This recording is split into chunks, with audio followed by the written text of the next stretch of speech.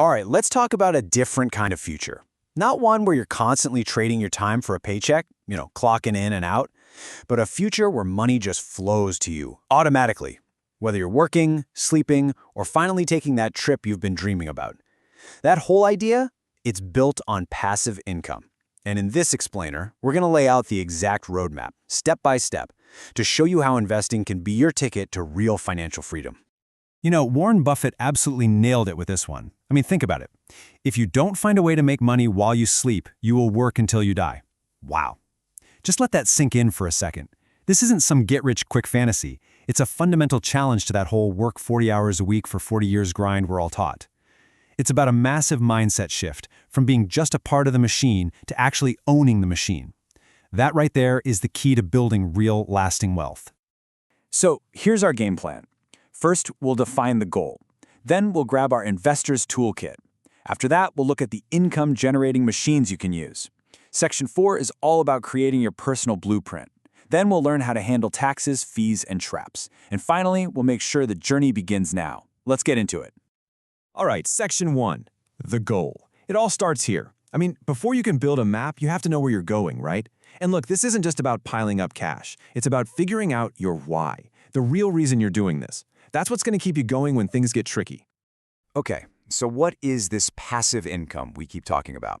Well, the definition is pretty straightforward. It's money you earn without having to constantly work for it. Think about your job. That's active income.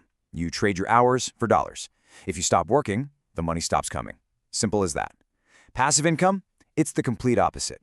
It's money that comes from the stuff you own, your assets. I love this analogy. It's like planting a tree.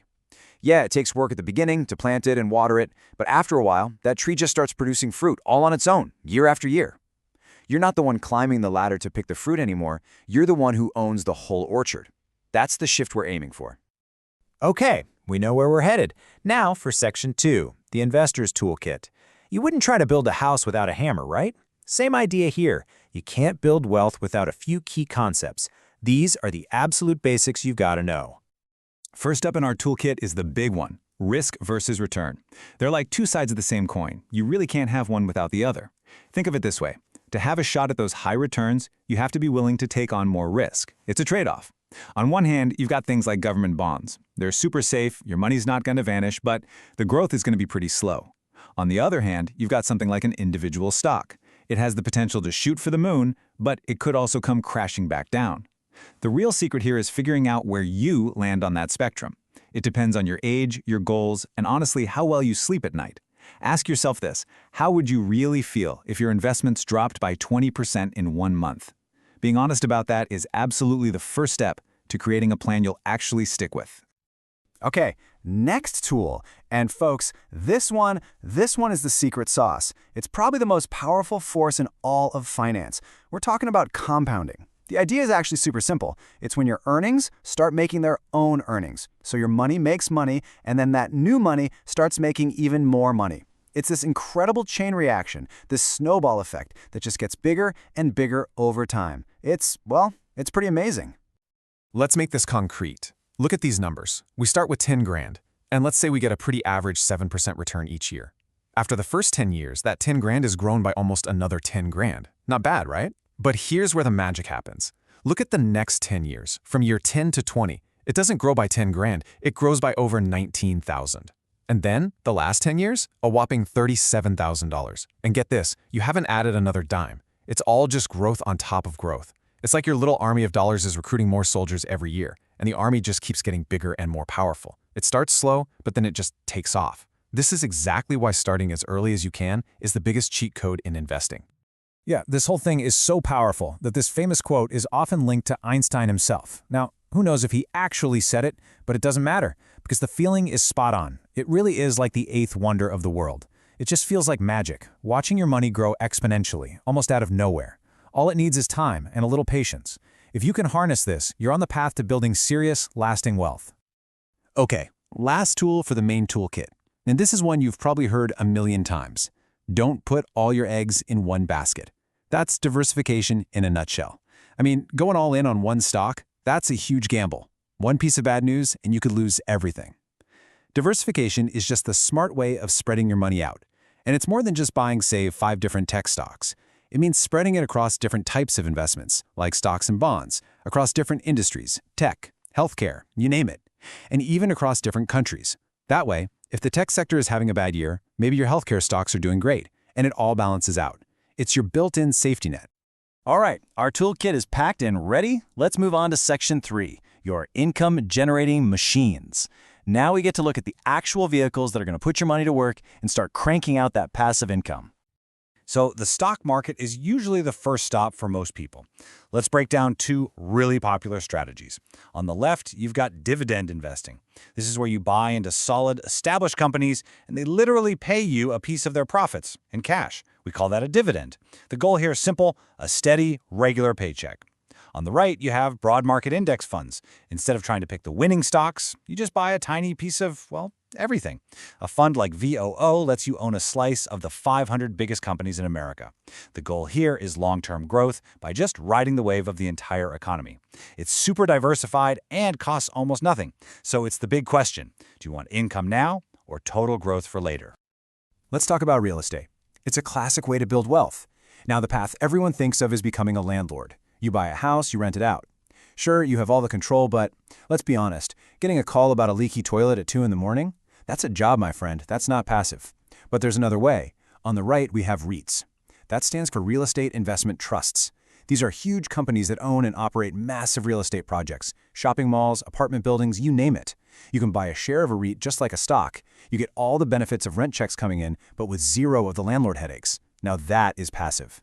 Another way to generate income is just by being the bank, by lending your money out.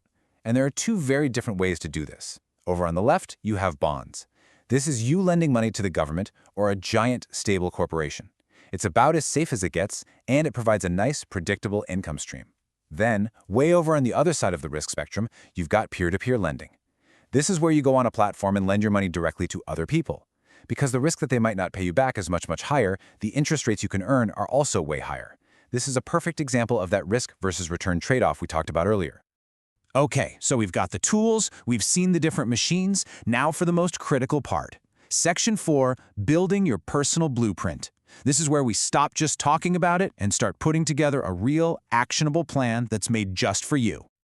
Honestly, the biggest decision you're going to make is your asset allocation. All that means is, how do you split your money between growth stuff, like stocks, and stable stuff, like bonds? This one decision sets the risk level for your entire plan. For instance, if you're young, maybe you're in your 20s, with decades ahead of you, you might go for an aggressive 90% stocks, 10% bonds split. You can afford to take that risk for bigger growth. Someone in their 40s might choose a more moderate 70-30 mix. And if you're getting close to retirement, you'd probably lean conservative, maybe even 60% bonds, because your priority is protecting what you've already built. Figuring out your mix is the foundation of everything.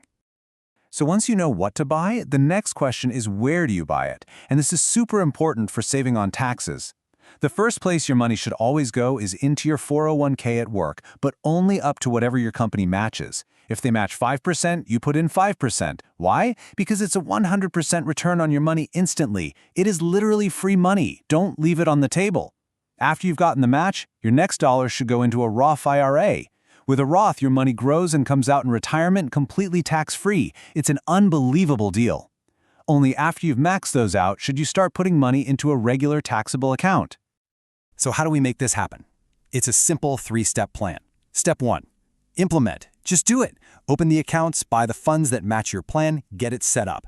Step 2, and this is the absolute key to success. Automate. Set up an automatic transfer from your bank account to your investment account for every single payday. This takes your emotions out of it. You pay yourself first, no excuses. And finally, step 3, reinvest. Flip the switch on something called DRIP, or a dividend reinvestment plan. This automatically uses your dividends to buy more shares, which gets that compounding snowball rolling even faster. Okay, the plan is built, the engine is running. But hold on, before we hit the gas, we have to talk about Section 5, navigating taxes, fees, and traps. This is the stuff in the fine print. The little things that can seriously slow you down if you're not careful. And believe me, they matter a lot. Taxes are a huge drag on your returns, but not all investment income gets taxed the same way. The money you get from most stock dividends and from selling stocks you've held for over a year gets taxed at special, lower rates. That's good. But the income from things like bonds, REITs, and P2P lending, That gets taxed at your regular, much higher income tax rate. So here's a pro tip. Try to keep those less tax-friendly investments, the stuff on the right, inside your tax-protected accounts like an IRA or 401k. It can save you a bundle over time. Next up, fees. Fees are the silent killer of your portfolio. So a fund might charge a 1% management fee. 1%. It sounds like nothing, right? So what's the big deal? Well, over 30 years, that tiny 1% fee can eat up nearly 30% of your final portfolio value. Let me say that again.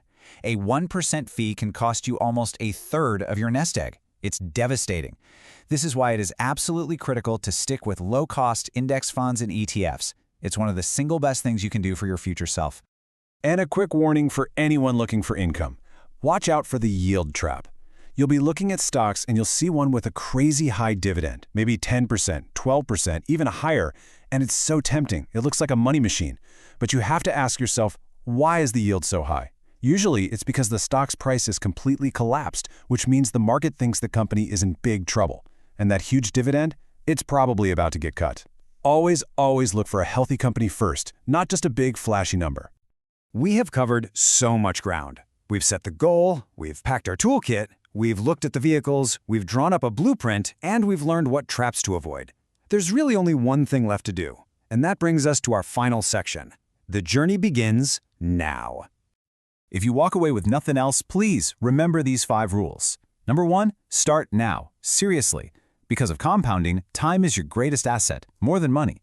Number 2, automate. Make it easy to be consistent. Take the emotion out of it. 3, diversify. Use simple, low-cost funds to protect yourself. 4, be patient. This is not a get-rich-quick scheme, it is a marathon. And number 5, stay the course. The news will be scary sometimes, the market will bounce around. Ignore it. Trust your plan. So, the roadmap is right here in your hands. The path to financial freedom, it's not some big secret, it's a system.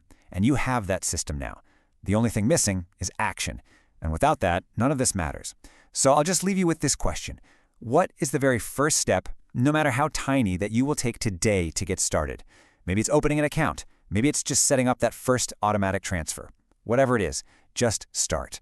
Your future self will be incredibly glad you did. Thanks for joining me.